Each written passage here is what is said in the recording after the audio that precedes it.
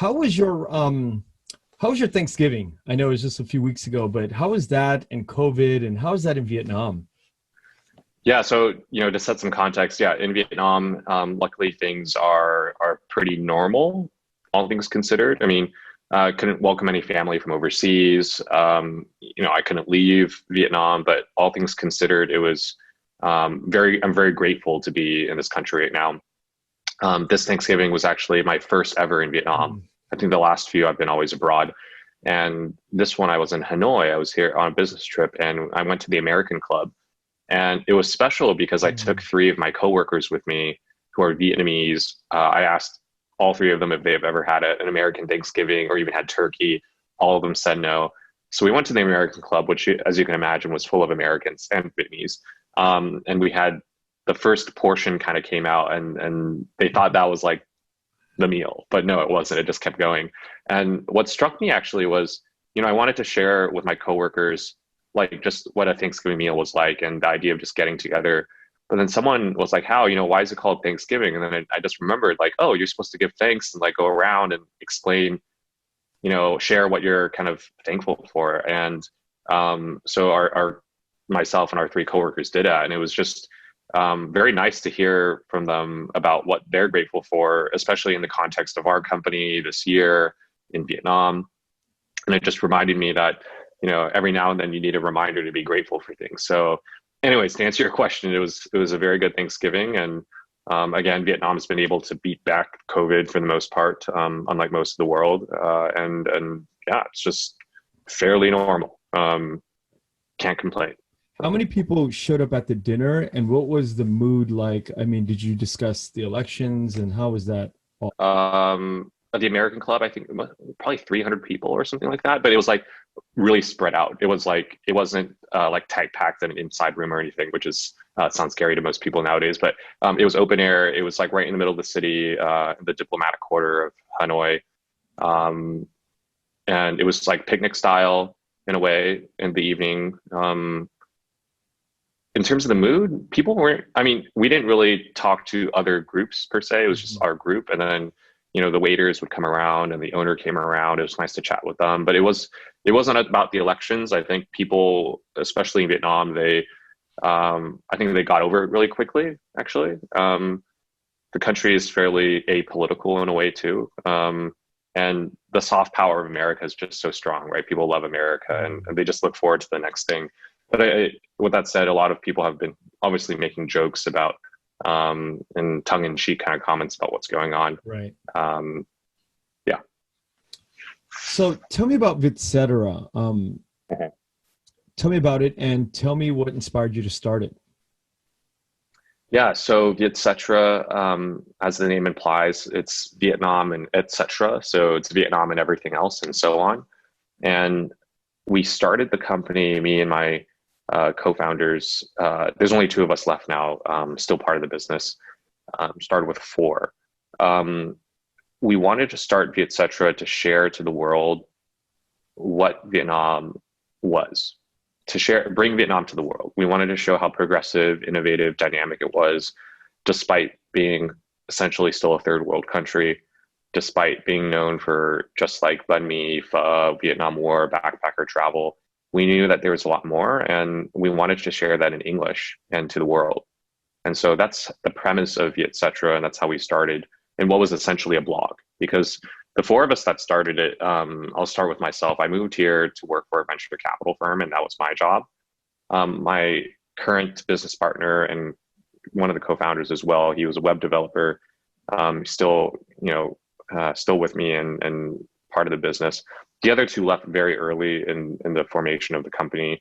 They had very other successful kind of businesses and career kind of paths going on. And like I mentioned, the blog, like a lot of other blogs, your friends might start a travel blog or like a, life blog or whatever, and it never really goes anywhere after a year. Right.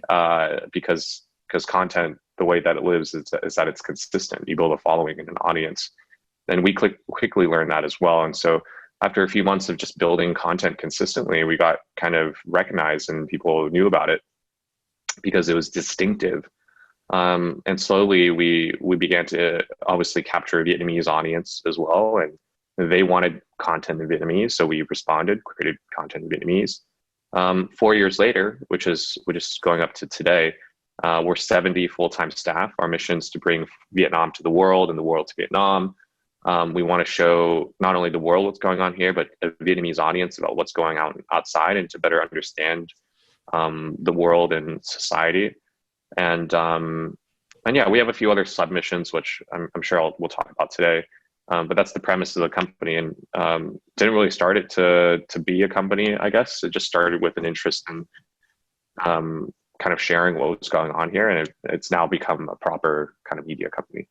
And in the early days of the blog, who was writing those articles, and who kind of dictated what the direction was for what was written? So it was mostly me. I was probably writing about 80-90% of it. So what would happen is every week we'd have a quota of like 2 or 3 articles, just to keep things fresh. I would be the one writing, meeting people, reporting essentially. And then my co-founder would be the designer. He took care of the website. He'd do the photos as well. He actually picked up photography as a result of the need for it on Vietcetera. We didn't really want to use stock photography. We wanted to build like a distinctive style. We tried freelancing it at the beginning, and I remember the first freelancer came up. I showed up, and it's so typical. He's like, he shows up with a broken camera. Okay, and we were like, "Why are you even here?" He's like, "Well, I felt bad if I didn't show up," and I was like, "Well, it's basically the same thing." So then my co-founder, who happened to have brought his camera, was just like, "Okay, I'll just do it myself." So, between the two of us, like when we needed to do something, we kind of just did it ourselves. Right. We never had to rely on anyone else, at least at the beginning. You can only get so far, obviously, when you do that. But I think that's what was the foundation of a very successful partnership, and continues to be. We can kind of divvy up the work and lean on each other. So. How did you kind of know what to write? How did you kind of figure out what was the right mood and tone for the blog?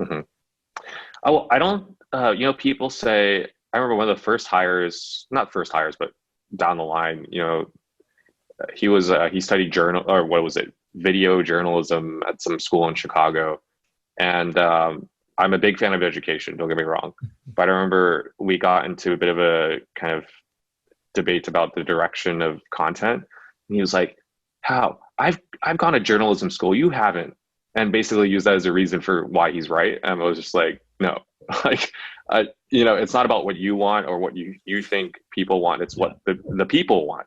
You have to respond to what the people want, and you have to use data, intuition, kind of second opinions, not just be driven by your personal kind of interests to create stuff. And I quickly realized that too. And for me, I was never a journalist. I was, right. I would consider myself a pretty good writer in general. And I've done a lot of writing, not only academically, but also on blogs. And I used to be a top writer on Quora, this kind of user-generated content site, and even Medium and all that. And nowadays everyone's a journalist, right? Citizen journalism, social media journalism, and all that kind of stuff. But anyways, I was pretty good at writing, and I kind of took that as a platform to start get this blog going. We're a proper media company now, so we need like real journalists and people that are actually good editors. But I think the difference between a good and an amazing editor is that both editors might functionally be able to edit and direct and lead voice and strategy, but an amazing editor really knows how to sell their content, meaning they know how to get it to the right people, how to communicate the little things, look kind of beneath the cover a little bit, not just the basic things. And that's what I tell my team too. Like, you could be a good editor, just, every day, just like pumping articles and getting it out there. But an amazing editor is one that can lead other editors and kind of help direct audiences to their ideas, not just knows where to put the dots and the T's and the, that kind of stuff. And how many editors are at Vietcetera right now? How many editors? Yeah. So out of a total team headcount of about 70. I think we have about 15 or 20. We have a large team in that we have a technology team that's about 5 or 6 people. editorial is about 15, maybe 20 now. We have an audio visual production team, so that's another 10, I want to say, and all these other departments. So, but of all the team headcounts, content as a whole is definitely the biggest, and of that, editorial is the biggest. And going back to the early days, today your mission is bringing Vietnam to the world and the world to Vietnam. That didn't come right away, right? That took time for it to kind of manifest, right? I would say that mission, so the first half of that, bringing Vietnam to the world, has always kind of been the mission. We kind of tooled around with it. I remember we used this term of we want to show the new Vietnam or something. I forget the exact slogan, but it was like a shortcut to the new Vietnam. That was the slogan. The idea that our portal, our website could be a shortcut to understanding this new Vietnam. So in a way, it's always been that mission. That's actually never changed. I think the exact wording that I just used, that maybe got formalized in the last 24 months. But yeah, I mean, at the very beginning, I would say that our intentions have remained consistent. I think for those that are thinking of starting companies, not just media companies, but it's okay to have a mission that changes. I think you have to adapt over time and see what's out there, but I think the intention should never change. And so I'll give you an example. It's like, okay, so you open a sushi restaurant, you get it going, and 3 months into it, you're like, oh shit, this isn't working. People don't like the sushi. And then suddenly you introduce pizza. Okay, that's a little bit too different, right? Like very different audiences. But let's say, you start, to stick to the food thing, let's say, okay, you start with a sushi restaurant and it's going okay, but you feel like you can do something more. Maybe you introduce bento boxes. Yeah. It's a little bit, kind of the same lane, but if it's too radically different, then you kind of change the whole intention, right? So. Now, when you were growing up, did you imagine yourself living in Vietnam, or when did that dream come about? Not at all. One of the examples I give about my lack of Vietnameseness, and keep in mind my parents are from Vietnam, so blood-wise, we were very Vietnamese. I actually did not know what Tet was. Tet, the Lunar New Year holiday. I actually didn't know. Where did you grow up? I know. I grew up in the San Francisco Bay Area, not in San Jose. Well, I was born in San Jose, but I grew up in the East Bay, which is less Vietnamese. Very little, actually. But I remember during Christmas time or soon after, my parents would give these red envelopes. I'm like, what the hell is this for? It's late, 2 weeks or late by a month kind of thing. Yeah. And they wouldn't explain it. We just have a family gathering and pray to your ancestors. But I didn't actually know what Tet was until literally when I got here almost 5 years ago. And anyways, that's just to demonstrate my lack of Vietnameseness. But so your English, your Vietnamese language skills weren't proficient at all, right? When you got to Vietnam? Yeah, they were a 5 out of 10, maybe a 6.5 or 7 out of 10 at this point. But the thing is, I did learn Vietnamese up until a certain age because we moved from San Jose to the East Bay when I was about 9 or 10. So when I was under the age of 10, essentially, we were around Vietnamese people all the time, both family and not. And so I guess my exposure was a bit better. But as I went to school more, and then when I went to university, I just completely essentially lost that kind of exposure. So yeah, and would I expect where I am today? No. I always felt like I wanted to work in Asia, though. I didn't really come to that realization until maybe I was right after college graduation, but I didn't expect Vietnam to be that place where I would end up. So that was a pleasant surprise in a way. And about moving to Asia too for work and all that, you can't, if you really want something, and this applies to a lot of things, but especially work, depending where you want to be, you just kind of have to do it. I think just sitting around waiting for someone to give you an opportunity, probably not the best idea unless you work at a really big corporation already and maybe there's a path to it. But generally speaking, if you're I want to go work in Vietnam, well, I think you just pack up and just go. It's not going to really come to you that easily, I think. I asked that question about the language skills because when I think about all the Vietnamese Americans that go to Vietnam to work. Lots of them don't have the Vietnamese language skills, but it's okay if you're in another industry. But if you're in primarily an industry that deals with words and stories and sort of nuances, that's a big impediment. And I've wondered, the days leading up to me sitting down with you, how did you navigate that? How did you figure that out? Basically outsource myself as much as possible, delegate, fire myself, whatever word you want to use. Like, I did the writing at first because it was in English, but when we did Vietnamese, obviously I couldn't do it. So remove myself from that and put someone much better than me and pay them properly, give them responsibility. It could be a junior, it could be much senior. And I'm very happy I did that. But I think, it goes back to the start of the company. It's a media company. And people are probably thinking, how you must be like an artist or like a wordsmith or a journalist or someone that's like creative in that sense. I am creative, but I'm not a journalist. I'm not a copywriter or anything like that. I'm very much just like a finance guy. I actually worked in technology and finance. I'm good with numbers. And then I consider my creative side to be secondary. I very much enjoy it, but it's very much secondary. And I guess that's how the company was able to grow and innovate in a very and direction has always been dictated with more of a long-term thinking about the fundamentals of the business and how we can make this into like a timeless company.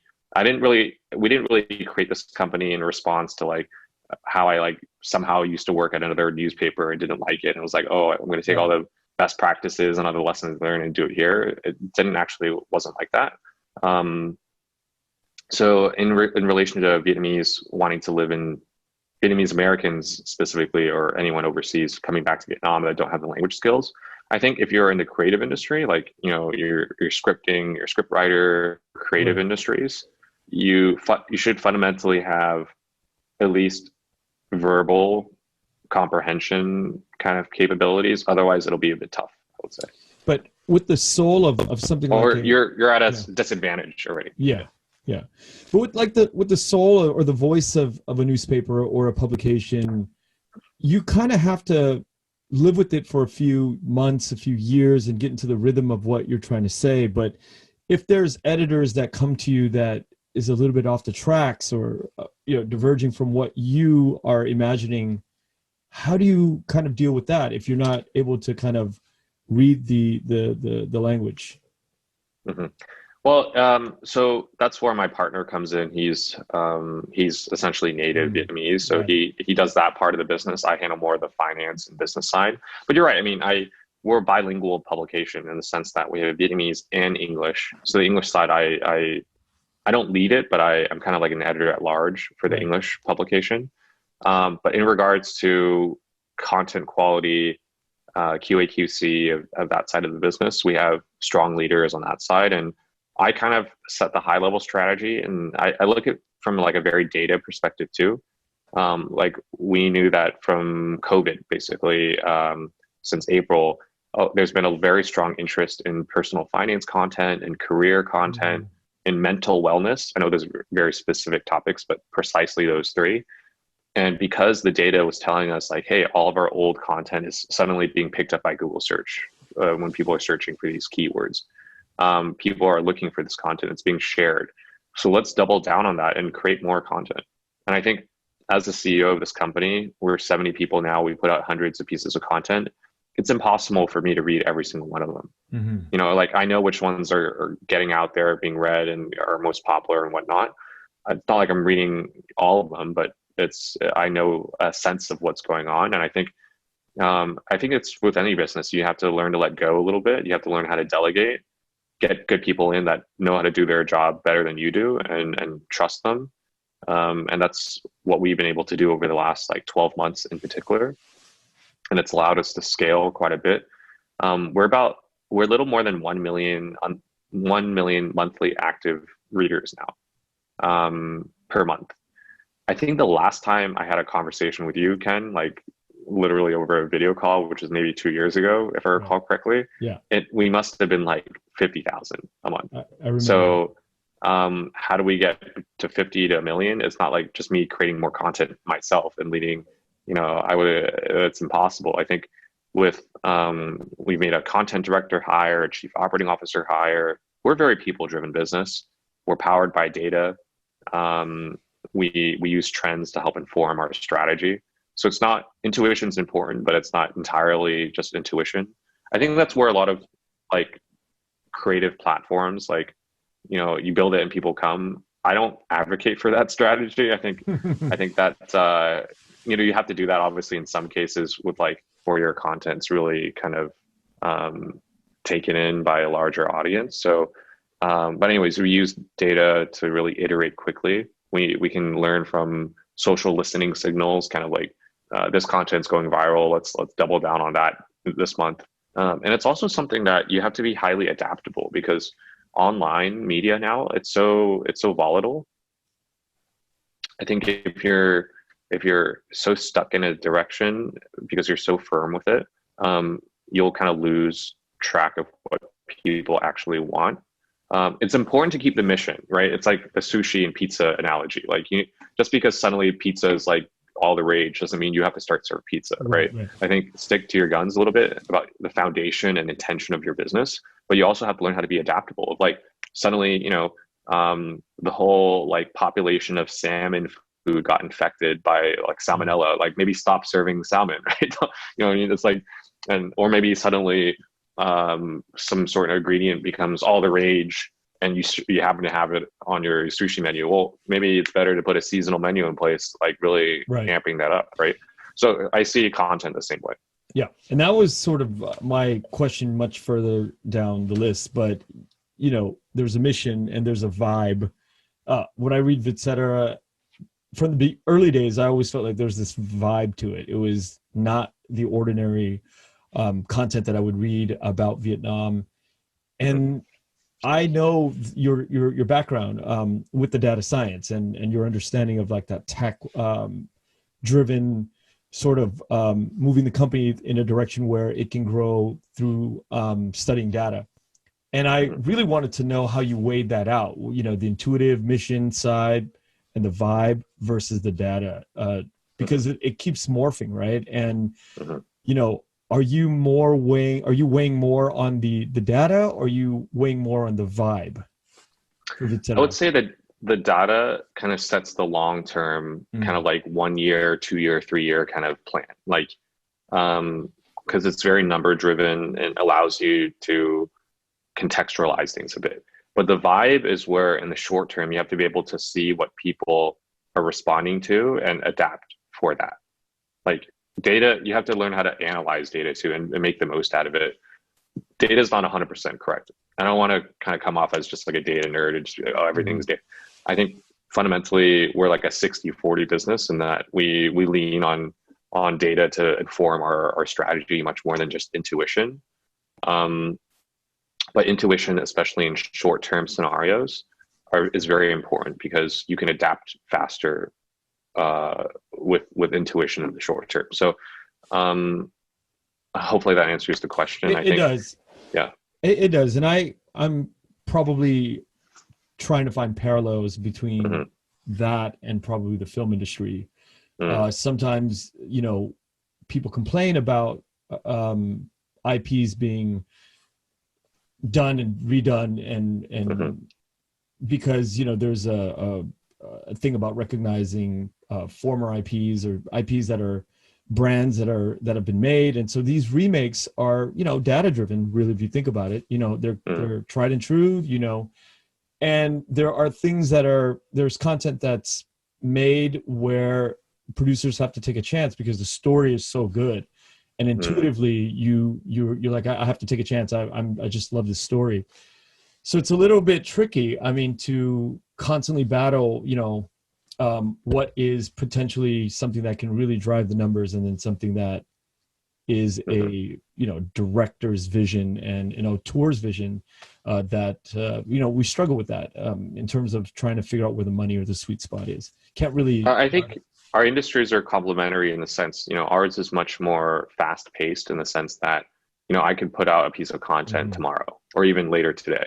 You guys are in the filmmaking business where it takes at least minimum a few months to create anything, even a teaser, right? So I think I was talking to, I think it was one of your partners or friends, I forget who precisely I spoke to, but he was mentioning how he was really interested in the insights and data of the Vietcetera platform because, well, one, we're bilingual, more Vietnamese obviously now, but using the insights of our platform and being able to iterate so quickly, kind of ideas and trends long term as well. So like, I shared with you earlier, things like mental wellness, personal finance, money are huge trending topics on Vietcetera in the last 6 months, especially. And I foresee that those will continue to be. And it's been the case on Vietcetera, even though Vietnam has returned to normal for the most part, those topics still remain like top of mind for our audience. I think if I were a filmmaker just looking at Vietcetera as a channel to understand what readers and people are looking for, I'd be like, hey, maybe a movie about or a film about money right now, or a film about mental wellness could be could be actually a hit, or maybe how to even put the two together. I don't know. There's movies like, what is that movie? And I forget the US where like that it's set like in the 20 years from now or 50 years from now with a guy, his girlfriend's like an artificial intelligence robot. I forget the name of the movie. You probably know what I'm talking about. Anyways, with Joaquin, Joaquin Phoenix. Her, right? Yeah, that's it. And that movie is basically an entire exploration of like mental health and like the rise of machines and artificial intelligence or whatever. Anyways, I think something like that could actually be very big in Vietnam, or even the social dilemma, that new Netflix show that came out, that really reverberated in Vietnam quite a bit, at least based on my social media feed. And I think we created something on Vietcetera that got quite good feedback as well. So anyways, I think that's how data could be kind of leveraged in the filmmaking industry, using channels like us and faster paced channels to kind of dictate filmmaking strategy. It's crazy. I have the guests that come on my podcast are just, it ranges from again, entertainment to, but yesterday I had a psychotherapist, a marriage and family therapist on, she's Vietnamese and she has been living in the US since, the 70s, and she speaks, she's older than I am, and I've known her for 30 years. And we were talking about mental health. She's a high school a therapist. And we were just really, for 2 hours, we talked about mental health of the Vietnamese community and the stigma that's involved in looking for help. So it's interesting. And these are things our community, we don't think much about. And I'm so glad to hear that you're, based on the data, that it's just something that you can really get into. It's taboo, right? Because in the traditional sense, you think about the audience for that topic. Okay, let's say it's like early 20s, mid 20s Vietnamese, or just globally, right? And then who do they talk to? Do they talk to their parents, especially in the Vietnamese context, where Vietnamese people are trained to be like resilient and not very sensitive or emotional, like publicly about those things at least. And then you don't really want to show a weak face to like your peers. So who do you go to talk about these things? And so, which goes to, I guess, the introduction of one of our second submissions at Vietcetera which is to become a digital mentor, where we want to provide content and functional and relatable content to our audience, which happens to be young people, but could be anyone, about things that they're just thinking about on a daily basis. So in the Vietnamese context, it's things like money, career, wellness, relationships, future, business, all that kind of stuff. So yeah, we're able to kind of spot those out. To even give a second example too, I talked about money and wellness. Sex is another big one. Wow. So we launched a series recently on Vietcetera called Gai Ma, which in Vietnamese means take it off. Yeah. And it's a series. It's not like a porn thing or anything, but it's more like it's more of a series exploring like taboo sex topics and in a way sex education. If I recall, we've had like 4 or 5 of them go out. One of them, one of the lead articles for that column was one about prostitution, where we asked an anonymous writer, a friend of our content director, to kind of share his first experience with prostitution in Vietnam. Wow. And it was meant to kind of uncover, the the challenges of that industry in the context of Vietnam. There's a lot of human trafficking and whatever is going on, but also, it's kind of sad because like, you think about, how much money, I don't know how much money they make. You would think it's obviously much more than what they could make elsewhere, right? Otherwise, that's one reason, motivational driver. And based on the content that I was reading about, not just on our site, but on other things, a lot of these people that are involved in the industry, they do it to send money back to their family because they can make, thousands of dollars a month. Whereas if they were working at a hotel or a restaurant, they'd be making hundreds of dollars a month. So it's interesting to see why that industry continues to thrive in Vietnam, despite it being taboo, and there's a huge demand for it, I'm sure. Anyways, then we talked about things like, that's more on the society side, but on a more functional side for most people, even talking about things like love and relationships in the office. Are those allowed? Are those a good idea, a bad idea, kind of thing? So those are also getting eaten up on Vietcetera right now. It's just like exploding. Great topics. Do you have a process do you have a process of choosing stories? Do they come up and you guys sit in a writer's room and put things on a whiteboard, or how does it work? So I don't lead the content, like day-to-day operations anymore, but our content director does that. Her name is Thuy Minh. Every Monday we have like an offsite where the editorial team, instead of going to the office, they meet at a coffee shop or a space that's meant to just be more neutral, basically. And we obviously, there's inputs from a pitch perspective, but like people are always introducing me to like freelancers and like, oh, go meet this person, they can write about this. Actually, that's a really bad approach to editorial because you need to have a direction. You can't just be having everyone just writing or pitching to you, and like pitches from a million different places. There has to be some sort of direction that's, again, dictated by intuition, by leadership, by data, to inform a better pitch kind of process and editorial grading process. Otherwise, there's no continuity. There's no consistency. There's no voice. Vietcetera covers a lot of things, but we're also getting more narrow in the sense that we know what our audience is, what they like, and let's double down on that, because the total addressable market of that audience is massive. It's like tens of millions of people, and we're just scratching the surface. So I think that has allowed us to not only remain distinctive, but also use our editorial resources wisely, in the sense that, these young writers and that we have, and editors, they can only write so many pieces a day. So to get more mileage out of their content, to see that mileage go farther and further, and to have their voices heard, you have to just double down on a strategy, and you can't just be just everywhere, right?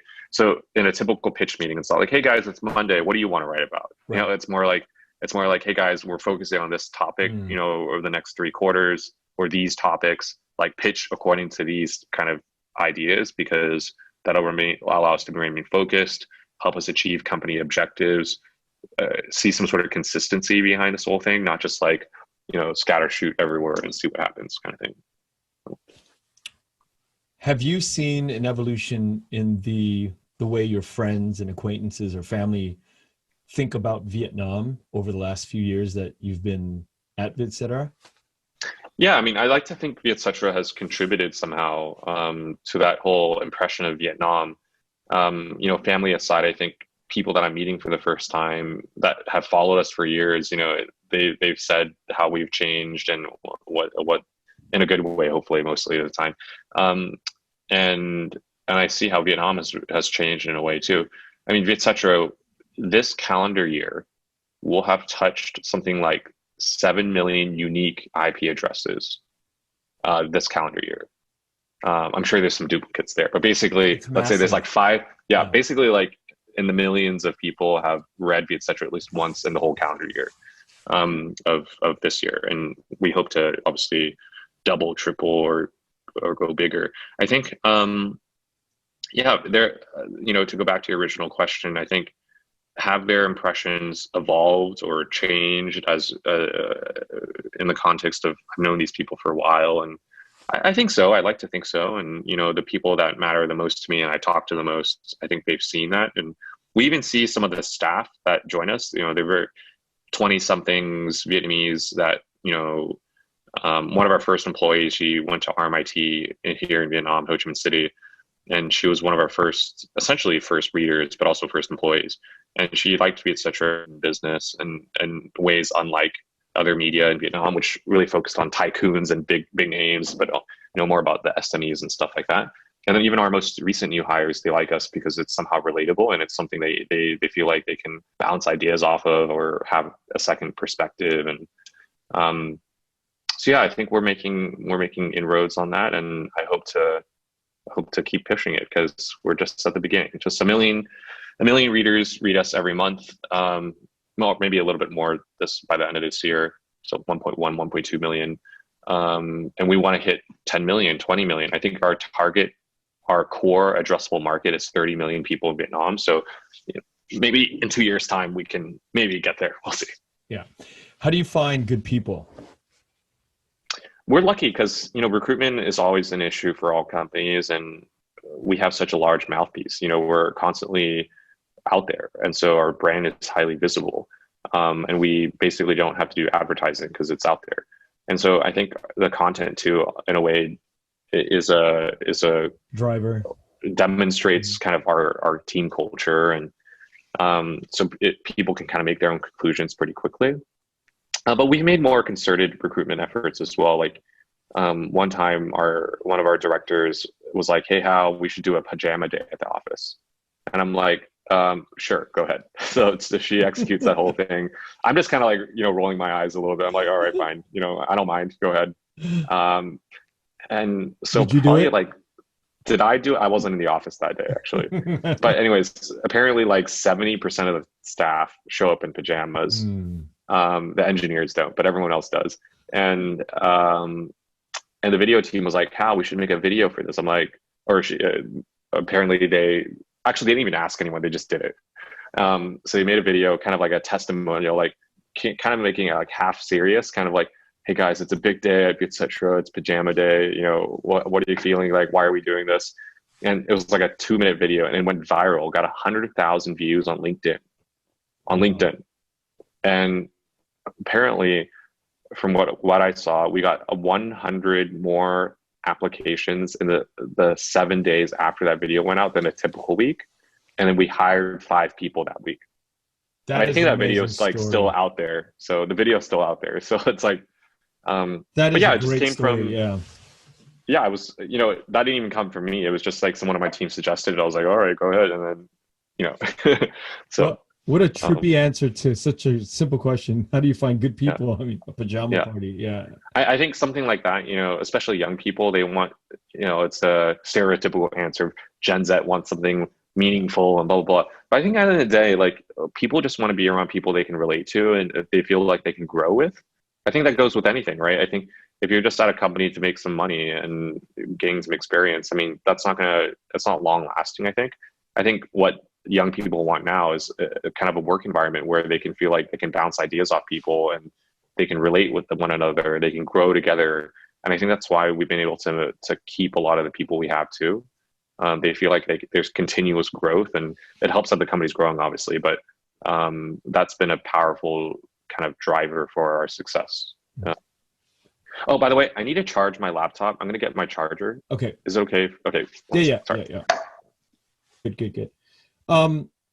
So with the pajama day and the video going viral, does that inspire you to kind of go more in the direction of video in the future, or do you have plans? So we've the website, the text and photos and all that. That's always the foundation, and I think to be a timeless media company, to have essentially your own platform, right?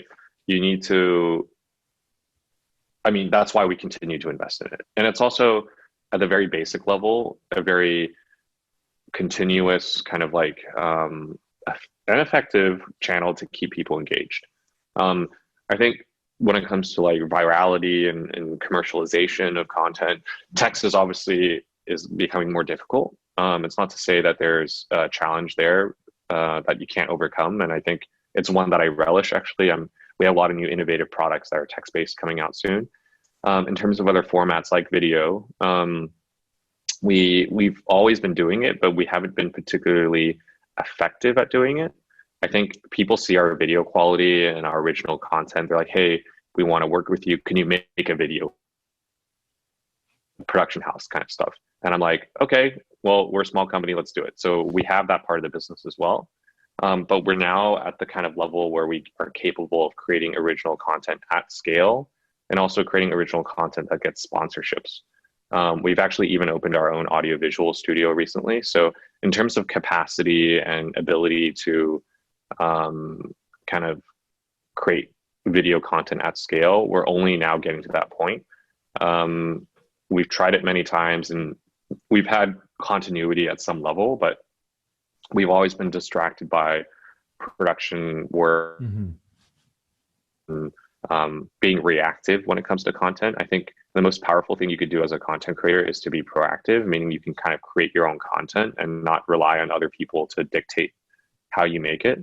If you can get to that point, you can be really a machine. So we're trying to invest a lot of resources at the moment to kind of capitalize on that opportunity. What do you think is the primary difference between video and text and photos? Is there a difference in the way you tell stories?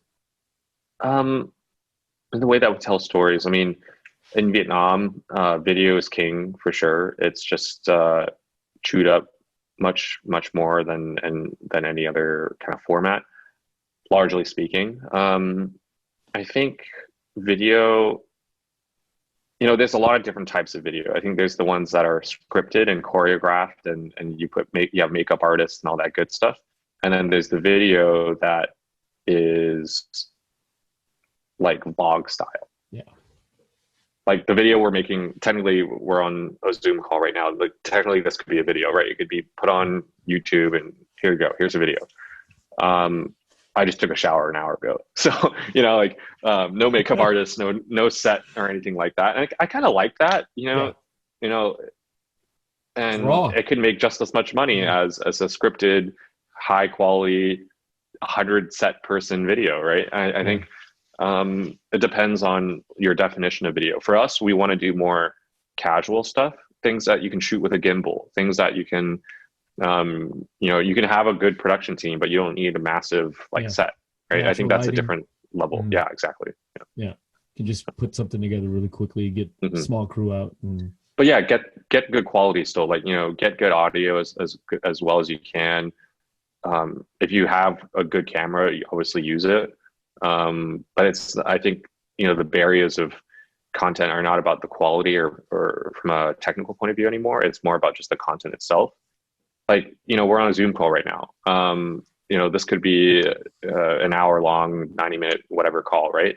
And I think what's to say this could be is somehow lower quality than a 90-minute one where we had a professional, everything. Yeah. You don't necessarily need it. I think if you there was a delay there.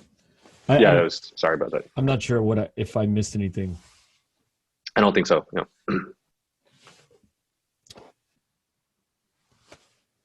So I'm sure you face, critiques or criticism from whether it's like people writing about it online or critics. How do you deal with that? Do you ignore it? Do you read it and do you act on it? How do you figure all that stuff out? I think you have to have thick skin when you're creating anything that is open to reception, anything that's open to commentary. I think in our case, it's no exception. Me personally, there's my team and I can tell them, give them some guidance, of course. I don't know what they do specifically, but generally our company policy is to, and this applies to myself as well, is to privately kind of speak to people, especially if they're making a lot of noise, instead of making a public confrontation. Like if we really stick to our guns and believe in what we're creating, people should hopefully respect that as well. And if they feel really negative about something or want to create a ruckus, I always like to be nice too. It never too negative kind of things never really become a positive. So when something is, I feel really confident about something and somebody make something that's off the cuff or out of context, I'll ask them like, hey, like, thanks for your comment. Just a heads up. Like I had this the other day. We're hosting this conference seminar on Tuesday about heritage preservation in Vietnam. And it's sponsored by UNESCO and the Italian embassy. Well, obviously, if you're the Italians, you only have Italian people, right?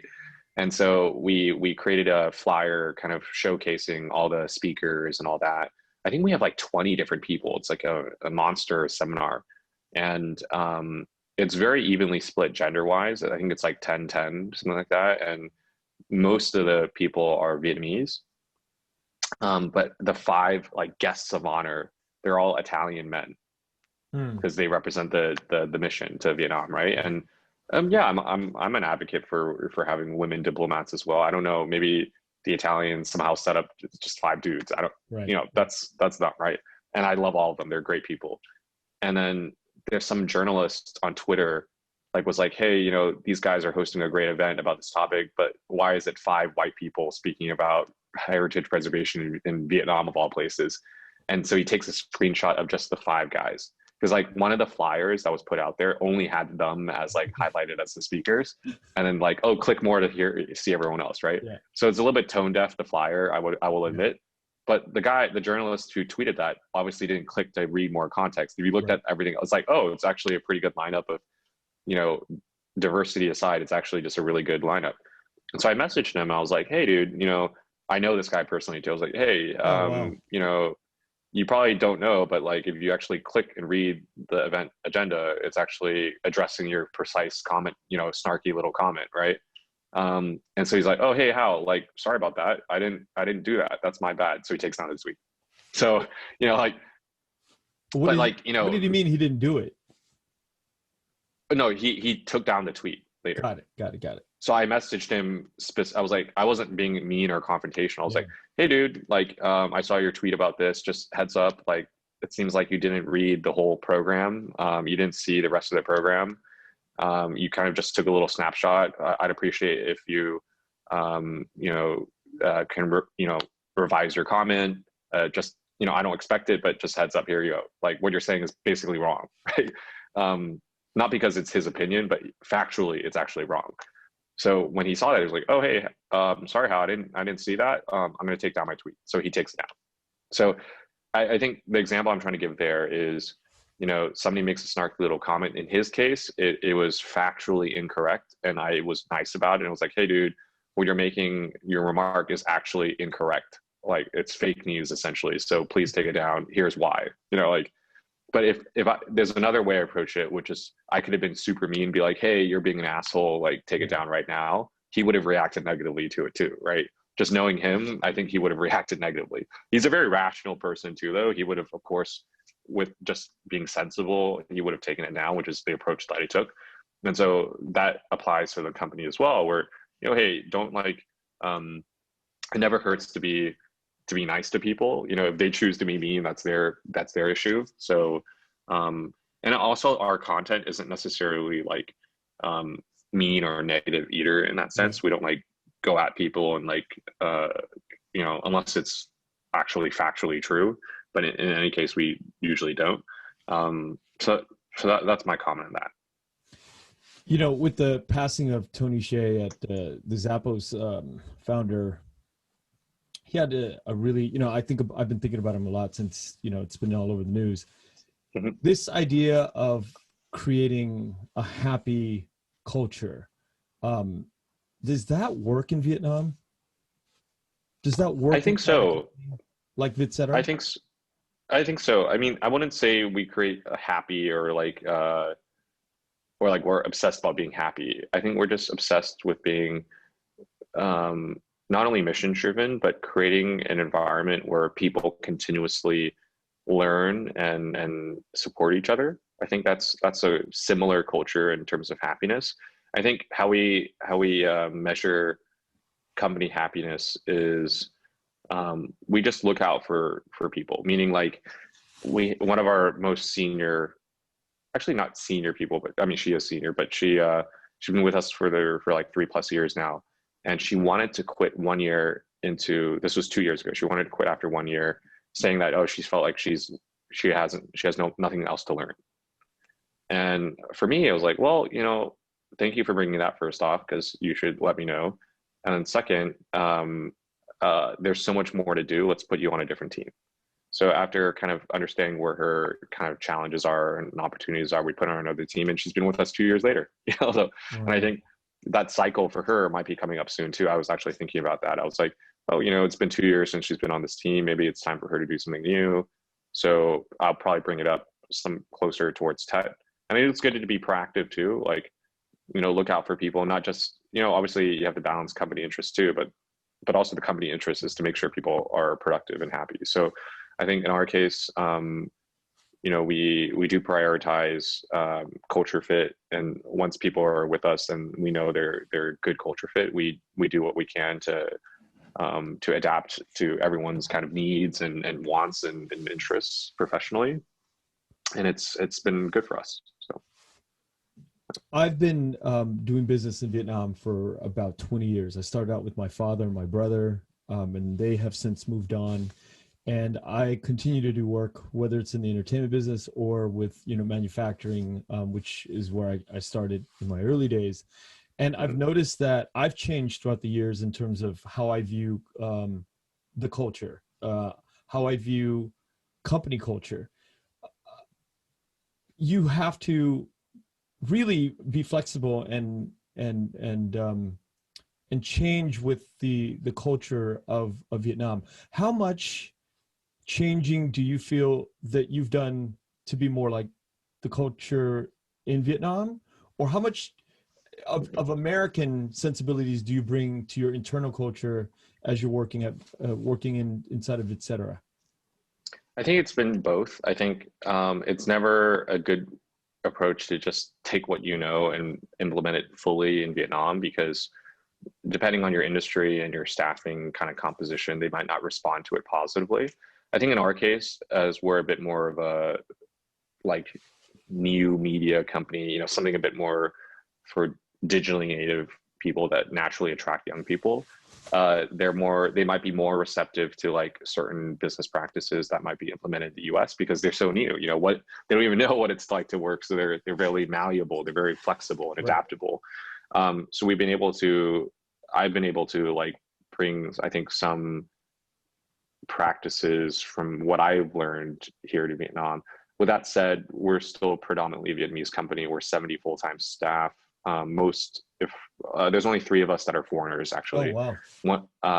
And 2 of us are Viet Q. So there's essentially only 1 white person in the company, one non-Vietnamese person in the company. That's impressive. Yeah, and of those 3, there's 2 Viet Qs, me being one of them, and one being my co-founder, who my co-founder actually speaks essentially native Vietnamese, so he counts as being Vietnamese essentially. Right. So in reality, there's only 2. So I think in terms of adapting to Vietnamese practices as well, I think we've been pretty good at it, and it's not like we make an effort to do it, but I think the team composition kind of defines itself. But again, our company is so special and different in the sense that the average age is significantly younger than most Vietnamese companies. A lot of our staff are also Vietnamese who have studied abroad and come back to Vietnam. Probably about half, actually, are that kind of background. Like they studied in Singapore, Japan, the US, UK, whatever it is.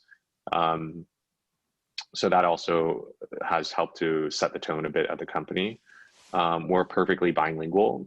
Everyone at least knows how to read and write Vietnamese and English, with the exception of the 1 international person on our team. Everyone else is essentially perfectly bilingual. And people have even said they actually, one of the main reasons they love working at Vietcetera and keep staying with us is because we're inherently a Vietnamese company, but with very much a Vietnamese international kind of mindset. Right. Even our office manager and our finance manager, they've been with us for a while. They've been saying how they like working with me specifically, even though their verbal English skills are very weak. They can read and write like essentially 100%, right? Yeah. And they like working with me because they've gotten so much better at their English than they could have anywhere else, because they're just like talking to me constantly, right? Yeah. And I remember when my office manager first joined like 2 years ago. She's kind of like our executive assistant as well. She used to say, she used to ask other people on the team, "Oh, Hal is like saying this weird like slang term in English. What is it?" She'd ask other people instead of asking me. And then now she's picked up my slang, So like Yeah. it's kind of funny because like verbally she's still a little bit not 100% confident, but she's okay. But reading and writing, she's just phenomenal. She's absolutely 100%. So there's this sweeping trend of nationalism throughout the world, right? All over Europe, US. Do you face any of that in Vietnam? And I don't mean nationalism literally, but I mean things that are at that level of gravity, of that grave of a topic in Vietnam. No, absolutely not. I think Vietnamese are very proud to be nationalists, but in a very positive spin to it, not like, oh, like these minorities are taking over our country, nationalism. Yeah, I think nationalism in the Vietnamese sense is more about things like economic growth, things like access to free markets, things like Vietnamese people are somewhat anti-China recently, for example, but it's not to the point of like violence or getting like we're Chinese kind of like in the north out. No. Vietnamese are very nationalist in that sense, but they're also frenemies with China because, they're both communist countries and they share a border, but also a lot of people speak each other's languages. A lot of Chinese people live here and vice versa. And there's just so much trade going between the two countries. Yeah. So the countries, I think, are very diplomatic in that sense, very friendly in that way. I mean, they trade very public jars with one another about like the South Sea kind of disputes, right. Maritime kind of territory disputes and other things. But generally speaking, it's a fairly positive diplomatic relationship, I think. Do the citizens feel the same way? More or less, I think. There's obviously, I'm sure, some anti-Chinese sentiment out there. I think to the scale of like public like riots and protests doesn't happen as much, if nowhere near the scale of what you see in the US. So with when we first met, you were really involved in the food and beverage scene, right? Mm-hmm. Are you still involved in that? Because I saw some event that you were curating or part of. Yeah. So I think, before I answer that question, I think Vietnam is a place full of opportunities. And if you're kind of niggling for something new or maybe you're just an entrepreneur or whatever, it's tempting to do a lot of different things, which is my case. And I've learned good and bad out of that. I used to own 2 F&B ventures. So 2 years ago, I used to own that and Vietcetera. One of them I sold and it was very successful, and the other one failed miserably and I lost lots of money. Fast forward over the last 2 years, I've only focused on Vietcetera. I'm actually about to start a new F&B venture. It opens in a few weeks. It's not called Vietcetera or anything, but it's very kind of like parallel to Vietcetera. And long story short, so that's opening soon. In regards to some of the things you may have seen about the Food and Beverage Conference, it's called the Vietnam Food and Beverage Conference and the Vietnam Restaurant and Bar Awards. It's an annual program. It's a big campaign that we do. Next year is going to even be bigger. We might do it like a restaurant week, bartender challenges and stuff like that. We want it to be like the Art Basel of Hong Kong, or like Milan Fashion Week, or like a Cannes Film Festival. It's like the epicenter of food. Yeah. Like, what's to say we can't own that? That's the direction we want to go in.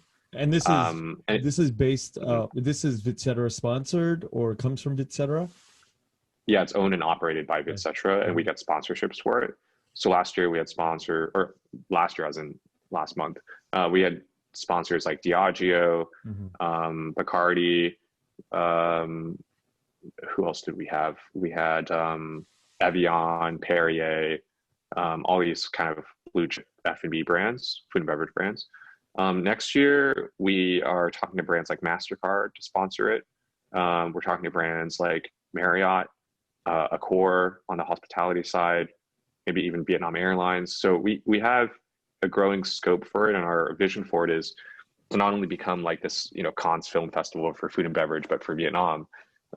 We want it to be, for us as a media company, we obviously touch upon more topics than just F&B, but based on our readership interest and data, we know that F&B has a disproportionate amount of interest. And so does money, and so does topics related to Generation Z. So we're actually next year, look out for it. We have big campaigns coming up about those particular topics like money. We have one called Millennial Money that's going to be sponsored by a bank that talks about like how do young people invest, save, and spend money today in Vietnam. So we have another one called the Gen Z campaign. It's actually being done in parallel with our partners at Ogilvy, the advertising agency. So it's a kind of hosted event. We own and operate it, but they're kind of our partner on it. It's answering and asking questions all about Generation Z. So like, what are their dreams? What are their goals? Like, it's a year-long kind of program. And so for food and beverage, the events that you saw, those are 2 events in one day. But next year we plan to do a whole campaign where those 2 events are just 2 activities, bigger activities, but 2 activities within a whole year-long campaign about food and beverage in Vietnam. So it's very much tied to Vietcetera. It's owned and operated by us. We have a whole event team that executes it. We don't really outsource that. So we keep it in-house. Yeah. Wow, these are big developments, and I'm very excited to see this. That's like an added shot of steroids to the F&B world. I've been in that world for the last 10 years here. It's been majorly affected with the COVID. How is this industry now being affected in Vietnam, or is it at all affected? I think the businesses that have always targeted domestic consumers or young people have actually been able to kind of maintain their current business plan and trajectory. Anything that's exposed to the business sector or international tourists have been hurt. For example, 5-star hotels have gone down considerably, and all the F&B related to those hotels. Anything that's like business dinner, business lunch places have been hit a little bit. Anything that's a bit more high end has also been hit. So yeah, I mean, I like on the conference we hosted, we had people putting out numbers like we had a distributor as one of our speakers and panelists, and he was mentioning how F&B distribution for them has gone down about 20-30%. Like they had a world of hurt in March and April. They were down like 60% overnight, if not more. They've gradually obviously recovered, and they're optimistic about 2021, but realistic in the sense too that there's probably still no tourism, so they can only get so much of that category back. So yeah, it's recovering, and I think there's still room for investment, luckily. Excuse me. Hao, hopefully not COVID. Yeah. So thank you so much for spending time with me. What I would love to do is next year get back on with you, and after the corona, after Vietnam starts letting people back in throughout the world, I want to catch up and see how things are. And it feels like you have a very direct finger and hands on the pulse in Vietnam and in everything, because I mean, obviously the nature of what you do, but I'd like to check back in. And I really appreciate today, and thank you so much for giving me the opportunity to sit and chat with you. No, thank you, Ken, and thank you for sharing with all your listeners too. And hopefully the next time we can do this catch up, hopefully it could be at our studio here in Ho Chi Minh City as well. So looking forward to that, and looking forward to the release of your next episodes as well, and catching up with the greater kind of Asian creative industry community out there as well. Thank you, Hao. Appreciate it. Have a wonderful day out there. Cheers. Yeah. Okay, cheers.